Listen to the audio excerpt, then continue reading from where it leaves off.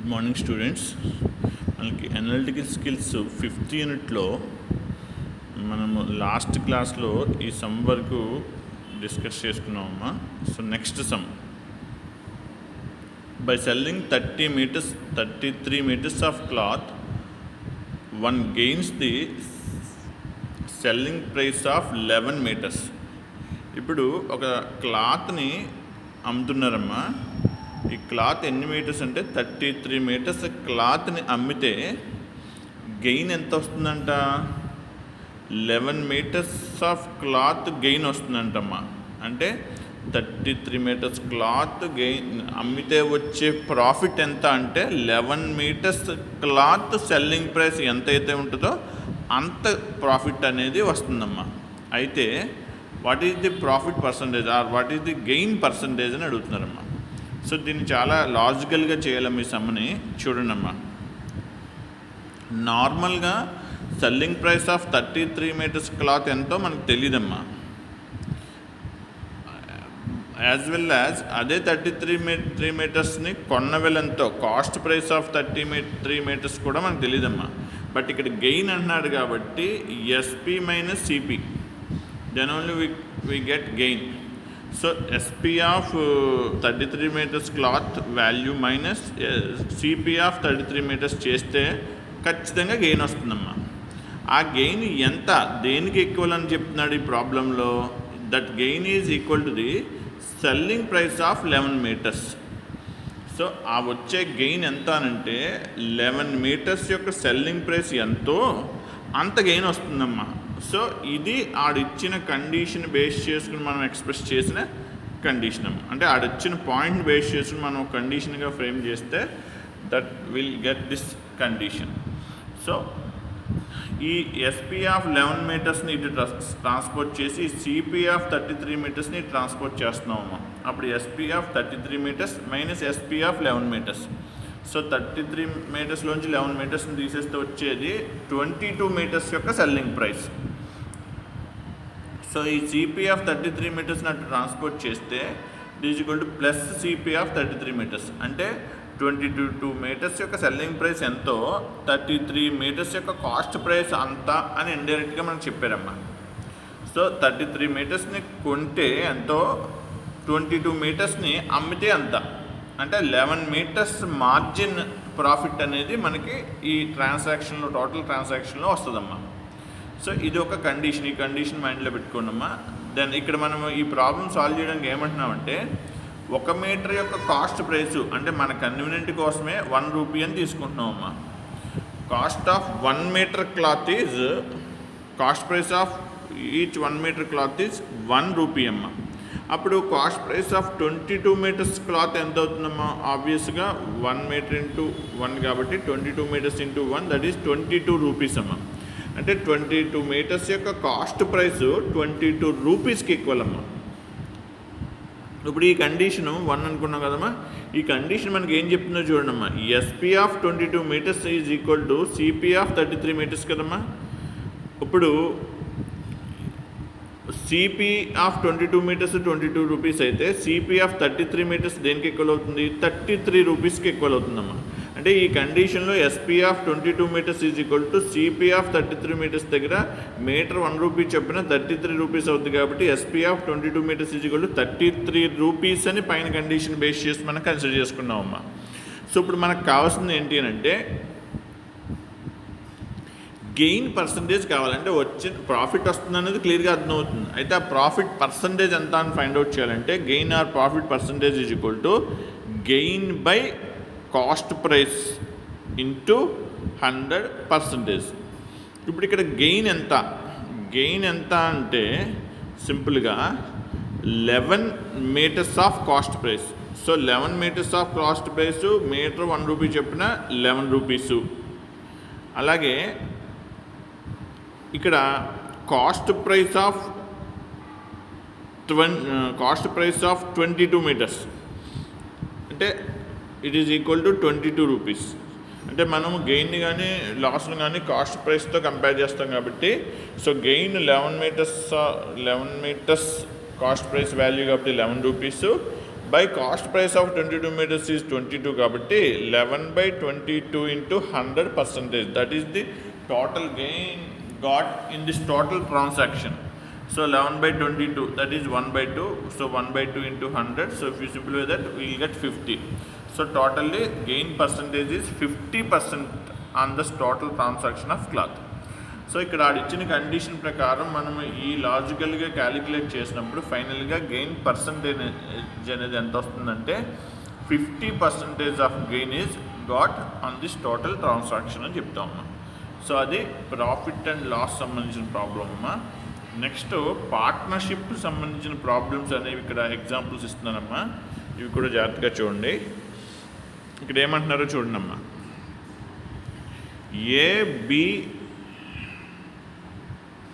A B and C enter into partnership. So ముగ్గురు partners కలిసి ఒక బిజినెస్ చేస్తున్నారమ్మా. A invest 3 times as much as B. So B invest చేసిన దానికన్నా A 3 times ఎక్కువ investment ఆ పార్ట్నర్షిప్లో చేస్తున్నారమ్మా. B as much as B. B invest as much as B invest and B invest 2/3 of what C invest. సికి బికి ఎలా ఉందంటే investment ratio, B invest 2/3 of what C invest చేసిన దానికన్నా 2/3 ఎక్కువ ఇన్వెస్ట్మెంట్ బి అనే పర్సన్ చేస్తున్నారమ్మా టోటల్ పార్ట్నర్షిప్ ఏబిసి అనే 3 partners మధ్యలో. At the end of the year the profit earned is 6,600. So ఈ ముగ్గురు ఈ రేషియోస్లో అంటే ఈ క్యాలిక్యులేషన్స్లో మనకి అలా ఇన్వెస్ట్ చేసినప్పుడు ఆ ఇయర్ ఎండ్లో అంటే టోటల్ ఆ బిజినెస్ అంతా అయిపోయాక ఇయర్కి ఆ బిజినెస్ సంబంధించిన వచ్చిన ప్రాఫిట్ 6,600 అమ్మా. అయితే what is the share of B. అలా అయినప్పుడు బి యొక్క షేర్ ఎంత అని అడుగుతున్నారమ్మా. సో అది ఫైండ్ అవుట్ చేయడానికి ముందు లాజికల్గా తీసుకోండి అమ్మా.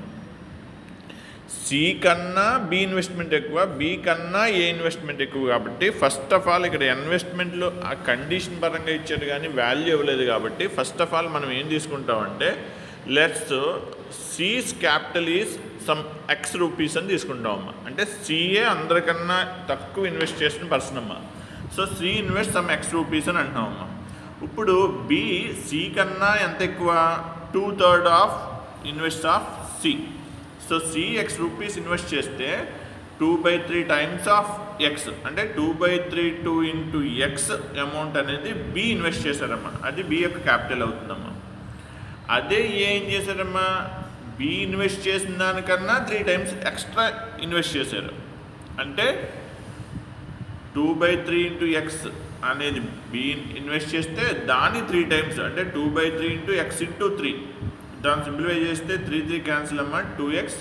సో ఏస్ క్యాపిటల్ ఎంత అని చూస్తే total as capital is 2 times of C అవుతుంది. అంటే 2 into x అవుతుంది కాబట్టి సింప్లిఫై చేస్తే సో సి ఇన్వెస్ట్ చేసిన దానికన్నా డబుల్ ఇన్వెస్ట్మెంట్ ఏ అనే పర్సన్ చేశారు.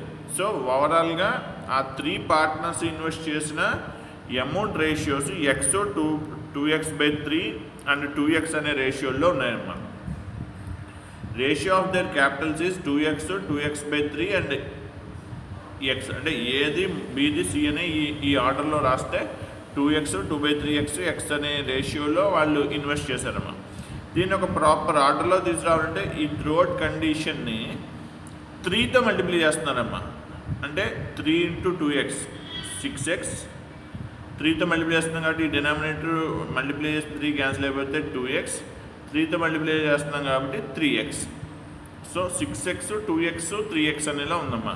సో ఎక్స్ కామన్ వాల్యూ కాబట్టి కామన్ వాల్యూని సింప్లిఫై చేస్తే 6 2 3 అంటే A share 6, B share 2, C share 3 ఇలా ఉన్నాయమ్మా. సో ఓవరాల్గా ఆ పార్ట్నర్స్ ముగ్గురు ఇన్వెస్ట్ చేసిన రేషియోస్ని మనం ఫైండ్ అవుట్ చేస్తే 6:2:3 వచ్చిందమ్మా. ఈ టోటల్ రేషియో కావాలంటే 6 + 2 + 3 చేస్తే 11 వచ్చిందమ్మా. అంటే 11 పార్ట్స్లో 6 parts A share, 2 parts B share, 3 parts C share అమ్మా. ఇప్పుడు మనకి టోటల్గా ఇయర్కి వచ్చిన ఎర్నింగ్ 6,600 కాబట్టి ఈ 6,600లో బి యొక్క షేర్ అడిగారు కాబట్టి బి యొక్క షేర్ 2 కాబట్టి అవుట్ ఆఫ్ 11 మొత్తం 11 పార్ట్స్లో 2 పార్ట్స్ బి షేర్ కాబట్టి 6,600 అనే total profit into B share 2 by total number of shares 11 చేస్తే వచ్చే అమౌంట్ ఎంత అంటే 1,200 అమ్మ. సో టోటల్ ప్రాఫిట్ 6,600లో వాళ్ళు ఇన్వెస్ట్ చేసిన అమౌంట్ ప్రకారం వాళ్ళకి వచ్చే ప్రాఫిట్ ఎంత అంటే ఐ మీన్ అందులో ఎస్పెషల్లీ బి అనే పర్సన్ యొక్క ప్రాఫిట్ ఎంత అంటే 1,200 రూపీస్ అమ్మ. సో ఇది పార్ట్నర్షిప్ సంబంధించిన ప్రాబ్లమ్స్ అమ్మ. మ్యాక్సిమం ఆఫ్ పార్ట్నర్షిప్ ప్రాబ్లమ్స్ అన్నీ ఇలానే ఉంటాయమ్మా. సో నెక్స్ట్ సమ్ చూడండి అమ్మా. 4 milkmen rented a pasture, a grazed 24 cows for 3 months, B 10 cows for 5 months, C 35 cows for 4 months, and D 21 cows for 3 months. If A's share of rent is rupees 720, find the total rent of the field.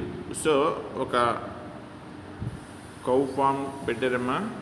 24 కౌస్ని తీసుకున్నారు, ఒక ప్లేస్ని రెంట్కి తీసుకున్నారమ్మ వీళ్ళు. అయితే A graze 24 cows for 3 months. So 3 monthsకి 24 కౌస్ని ఏ అనే పర్సన్ తీసుకున్నారు. అలాగే బి 10 cows ఫర్ 5 months, 5 monthsకి 10 కౌస్ని. సి 35 cows ఫర్ 4 months, 4 monthsకి 35 కౌస్ని సి. 3 monthsకి 21 కౌస్ని డి తీసుకున్నారమ్మా.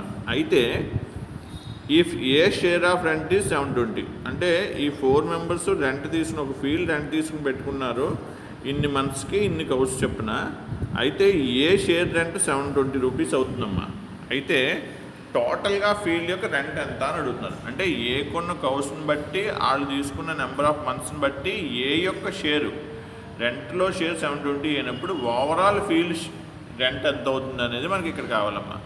సో అది ఫైండ్ అవుట్ చేయడానికి అసలు ఇచ్చినవి తీసుకుంటున్నాం చూడమ్మా. Ratio of shares of ABCD. A అనేది 24 cows for 3 months, 24 into 3, 10 cows for 5 months, 10 into 5, 35 cows for 4 months, 35 into 4. D 21 cows for 3 months, 21 into 3. So ఇవన్నీ సింప్లిఫై చేస్తే 24 3 72, 10 5 50, 35 4 140, 21 3 63 అనే రేషియోలో ఆ రెస్పెక్టివ్ ఏబిసిడి యొక్క రేషియో షేర్స్ వచ్చినాయి అమ్మా. ఇప్పుడు టోటల్ రేషియో కావాలంటే 72 + 50 + 140 + 63 చేస్తే 325 టోటల్ షేర్స్ వచ్చినట్టు ఏబిసిడి అనే 4 personsకి సంబంధించి. ఇప్పుడు ఎస్పెషల్లీ టోటల్ రెంట్ ఎంత కావాలి కాబట్టి ఆ టోటల్ రెంట్ని ఎక్స్ అని అనుకుంటే ఆల్రెడీ మనకు తెలిసిన ఏ అనే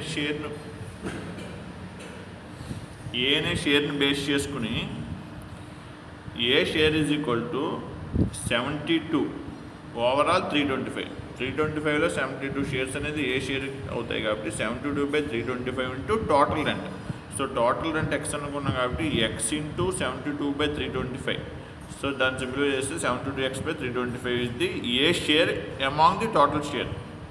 అయితే